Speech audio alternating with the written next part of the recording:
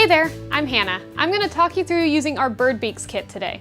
This kit is really useful to do a lot of hands-on interactive STEM activities where you actually get to be a bird and go through the exercise of trying to eat from all these different environments. Then we have connectors that slide onto the two halves of the beak.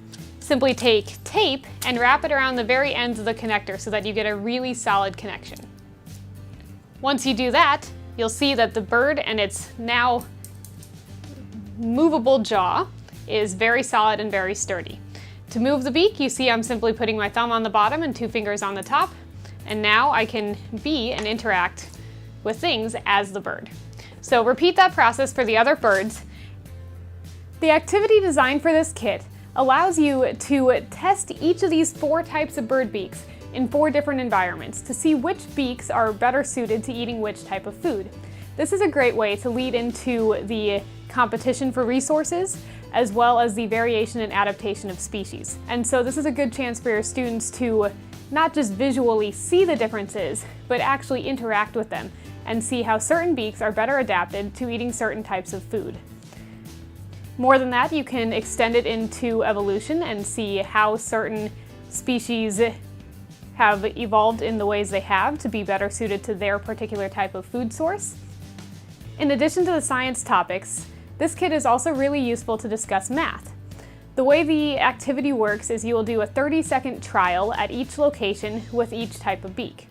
And then you can get into sample size and the number of trials, practice averages. Then you can also take the data that you're collecting and not just make a loose guess based on what you think, but actually do the math to justify the claims you would be making about the beaks themselves. So this is a good chance to integrate math with your science class, so you'll be really invested in the science, the natural selection, the evolution, all of that on the science side of the ecology aspect of it. But on the math side of it, you can do a lot of good things with that. For instance, in middle school, you can talk about unit rate and actually calculate how many items of food per second or per minute, which is getting into multiplication and division. So it's a good chance for your students to interconnect between all the different topics that you're covering in your math and science classes together. Now that you have an idea of how to use it, let's talk specifically about the 4 environments we suggest to get the best results based on our trials. The first environment we have is a water environment. And for that, you need something that's going to float in the water. Make sure that it doesn't have too much static, and you want a round object. In our case, we found that these small beads work really well for this purpose, and you can simply pour them into the water and run your trials for the water environment using these beads. With the water environment, be sure to get a wide enough pan that you can actually have the birds get down into the water and scoop up all of the beads so that you can get large quantities in one scoop. For the second environment, we are replicating seeds. And so what we have done here is actually take paper clips as well as navy beans and combine them so that the paper clip is like the seed pod and the navy bean itself is like the seed. To set up your seed pods, simply separate the paper clip and then slide the navy bean in. If it's too loose, you might have to move the back of it around a little bit just so that it holds it in place.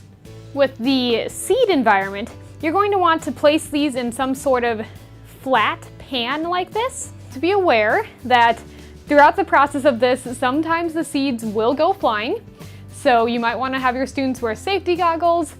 The third environment replicates meat, and what we do here is actually use aluminum foil, and the students are required to pull the foil off of the main piece of it, just like you would be tearing meat off of a carcass.